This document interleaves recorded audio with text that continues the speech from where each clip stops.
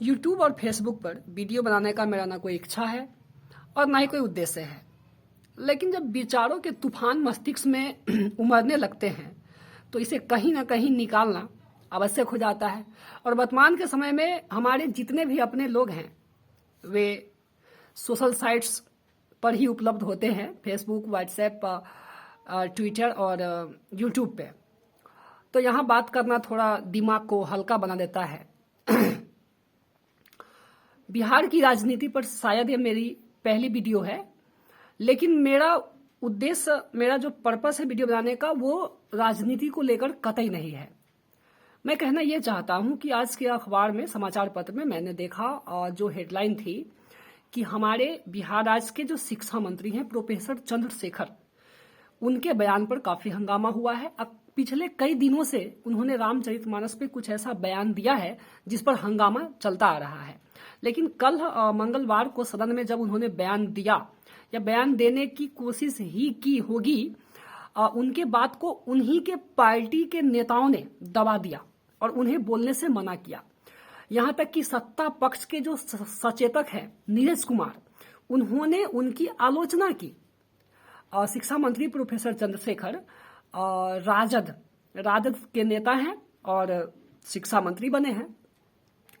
मेरे कहने का मतलब है कि कोई भी नेता, कोई भी मंत्री अगर किसी प्रकार से जाति से संबंधित, धर्म से संबंधित या किसी धार्मिक ग्रंथ से संबंधित बयान देता है तो उसका एकमात्र उद्देश्य होता है राजनीति, राजनीति में अपना अच्छा परफॉर्मेंस करना। वर्तमान के समय में ये सब जानते हैं कि किसी जाति विशेष की जनसंख्या अधिक है। जहां तक मेरा सोच है, मेरा सिद्धांत है, अगर व्यक्तिगत मेरा सिद्धांत, तो मैं धर्मनिरपेक्ष हूं। और यहां तक कि मैं ये कह सकता हूं कि वर्तमान के समय में जितने भी पढ़े लिखे लोग हैं, समझदार हैं, वो जातिवाद बिल्कुल नहीं करेंगे। पहले मेरा मानना था कि भाई धर्म को भी एक करके चले, हिंदू, मुस्लिम, सिख, ईसाई। बाद में धीरे धीरे जब नॉलेज बढ़ा, उम्र बढ़ी और अनुभव बढ़ा, तब मैंने देखा कि नहीं, कम से कम अपने धर्म को ही मजबूत बनाया जाए, यानी कि हिंदू धर्म को ही मजबूत। क्योंकि हमसे पहले भी बहुत सारे शक्तिशाली विचारक सब उत्पन्न हुए हैं, जैसे कि स्वामी विवेकानंद जी ही हैं, जिन्होंने अपने धर्म को श्रेष्ठ बनाने की आह्वान की है युवाओं से। तो हम भी उसी पथ पे चले।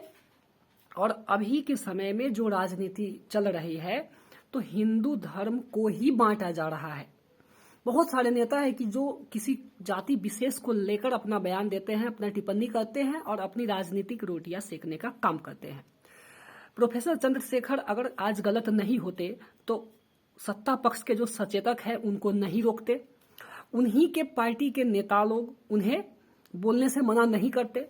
और जो विधानसभा के अध्यक्ष है देवेश चंद्र ठाकुर, उन्होंने उनके बजट को बिना देखे समझे पास कर दिया और सदन को स्थगित कर दिया। क्योंकि अब उन लोगों को भी लगने लगा है कि प्रोफेसर चंद्रशेखर अपने हद को किसी प्रकार न कि पार कर रहे हैं।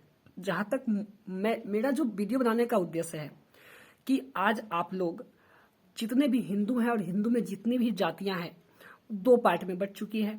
एक सवर्ण बोला जाता है, एक को दलित बोलते हैं, अपने आप को लोग दलित बोलते हैं और अपने आप को लोग सवर्ण बोलते हैं। अपना दो पार्ट में हिंदू धर्म को बांट लिए हैं। अब जो राजनीतिक नेता हैं वो जानते हैं कि जनसंख्या अधिक किधर है, तो उस ओर अपना बयान देते हैं, उस ओर अपना पक्ष रखते हैं। मैं ये कहना चाहता हूं कि आप जाति का बंटवारा, धर्म का बंटवारा कर चुके हैं। यहाँ पे एक हिंदू में एक वर्ग, एक संप्रदाय है जो बाबा साहेब भीमराव अंबेडकर को मानते हैं। आप अंबेडकर जी को मानते हैं, उन्होंने संविधान लिखा था, संविधान का प्रारूप तैयार किया था, संविधान का पिता उनको बोला जाता है। संविधान में ही लिखा हुआ है कि हिंदू धर्म में बौद्ध धर्म, सिख धर्म और जैन धर्म, ये बातें संविधान के ही एक अनुच्छेद में लिखा है कि उन्हें हिंदू धर्म माना जाएगा। लास्ट में चल के भीमराव अंबेडकर जी ने अपने मृत्यु से कुछ समय पहले उन्होंने बौद्ध धर्म को अपना लिया था। तो आप बौद्ध धर्म को मानते हैं या आप भीमराव अंबेडकर जी को मानते हैं तो आप मूर्ति पूजा का विरोध कर सकते हैं, आप हिंदू धर्म का विरोध कर सकते हैं। मेरे कहने का अर्थ यह है कि भीमराव अंबेडकर जी मरते समय बौद्ध धर्म को अपनाए थे, संविधान का प्रारूप उन्होंने तैयार किया था और संविधान में ही लिखा है कि बौद्ध धर्म और सिख धर्म हिंदू धर्म के ही अंग है, हिंदू धर्म ही माना जाएगा। और ये बात झुठलाया नहीं जा सकता है किसी भी एंगल से कि दलितों पे अत्याचार हुए थे, लेकिन वो एक समय था। वो तब एक वर्ग हिंदू का कमजोर था, एक वर्ग काफी मजबूत था, राजतंत्र चल रहा था, लोकतंत्र भी था, तो भी एक तरह से एक संप्रदाय का वर्चस्व चल रहा था। उस समय दलित शोषित हुए थे, दलित दबाए गए थे। लेकिन अभी के समय में, वर्तमान के समय में अब वो स्थिति नहीं रही। मैं एक गांव में रहता हूं, जितने भी भारत की जनता है या जितने समझदार लोग हैं, सब समझते हैं कि जो स्थिति पहले थी, जिसके कारण हम हिंदू धर्म को बांटने की कोशिश कर रहे हैं, वो स्थिति अब नहीं है। अब शोषण, दलितों का शोषण दलित के नाम पे या कमजोर, क्योंकि उस समय कमजोर थे, एक वर्ग कमजोर थे, एक वर्ग मजबूत थे, तो शोषण हो रहा था। अब कोई वर्ग कमजोर मजबूत नहीं है, अब एक समान है। यहाँ तक कि सरकार, यहाँ तक कि नेता लोग, मंत्री हो या जो भी हो, अब समानता आ गई है सभी लोगों में। अब धीरे धीरे स्थिति सुधर रही है और हम एक बार देखने का प्रयास तो करें कि हिंदू धर्म को एकता के सूत्र में बांधा जाए। जब तक ये संभव नहीं होगा, तब तक हम अपने राज्य या अपने राष्ट्र का विकास नहीं कर सकते हैं। संविधान में, अगर हम संविधान को मानते हैं, तो चाहे हम किसी भी जाति से आते हों या किसी धर्म से आते हो, हम संविधान को मानते हैं तो राष्ट्रवाद हमारी भावना है और वहाँ एकता आवश्यक है। मेरा मुद्दा, मैं प्रोफेसर चंद्रशेखर से अपना बात शुरू किया हूँ, लेकिन मेरा मुद्दा वो नहीं था।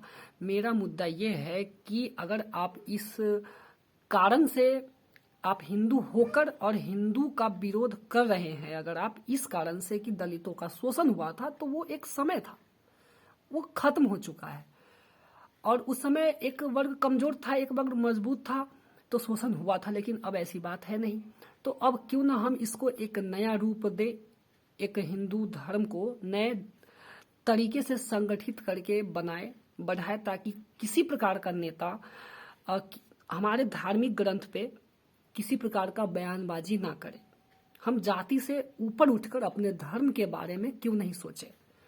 चाहे वो रामायण लिखी हो, वाल्मीकि जी लिखे थे सबसे पहले, संपूर्ण रामायण उनका लिखा हुआ है, फिर रामचरितमानस है, या कोई भी धार्मिक ग्रंथ हो, हम किसी प्रकार से ऐसी स्थिति उत्पन्न ना करें कि किसी प्रकार के नेता हमारे धार्मिक ग्रंथ पे उंगली उठाए, विवादित टिप्पणी दे, और इसके कारण सदन में, विधानसभा में, विधान परिषद में विकास की बात नहीं होती है, विकास का मुद्दा नहीं उठता है, बल्कि मुद्दा उठता है कि ये किताब गलत है, उसका पंक्ति गलत है, तो ये हटाया जाए, तो वो हटाया जाए, ये जाति का है, वो उस जाति का है। मुद्दा यहाँ ये उठ रहा है, मुद्दा यहाँ उठता ही नहीं है कि कहाँ विकास नहीं हुआ है, कहाँ का सड़क टूटा हुआ है, कहाँ डैम बनाना है, कहाँ नदी पे बांध बनाना है।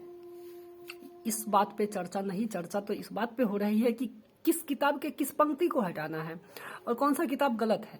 तो इसके दोषी हम हैं, इसके दोषी जनता है, क्योंकि आप उनको इस प्रकार से प्रेफरेंस दे रहे हैं, या आप में वो उस प्रकार का कुछ खासियत देख रहे हैं जिस प्रकार से वो बोल रहे हैं, जिस पे वो बोलना चाह ही नहीं रहे हैं, जो हमारे लिए जरूरी है और जो हमारे लिए जरूरी नहीं है, जिसको हम केवल और केवल रूढ़िवादिता के आधार पे जीते आ रहे हैं, जिस बात को लेकर परंपरागत कि हाँ ये हुआ था, अब नहीं हो रहा है, मेरे गांव में नहीं हो रहा है, मेरे आसपास के क्षेत्र में नहीं हो रहा है। अब मुझे लगता है कि किसी भी स्थान पे अब दलितों का शोषण सवर्णों के द्वारा, और सवर्ण दलित ये इस शब्द को भी हटाया जाए, हिंदू धर्म एक हिंदू मात्र रखा जाए, किसी प्रकार के जाति को हटा दिया जाए।